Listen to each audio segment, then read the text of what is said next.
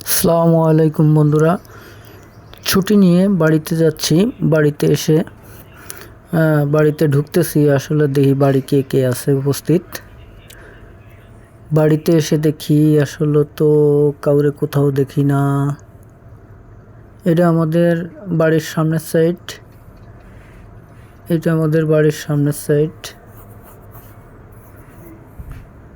এটা হচ্ছে দোকান।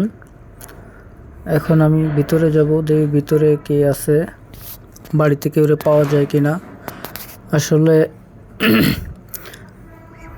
বাড়িতে কাউরেই দেখতেছি না। লোকজন সব কোথায় গেছে, কই গেল লোকজন, কেউরে তো খুঁজে পাচ্ছি না, কেউরে দেখতেও পারতেছি না। পুরো রুম খালি, ফাঁকা, কেউ নাই ঘরের মধ্যে। কারণটা কি? আসলে তো এরকমের কখনো ঘর ফাঁকা হওয়ার কথা না। ফাইমার আম্মু কই গেলা রে? তোমরা তো দেখতে পাচ্তেছি না।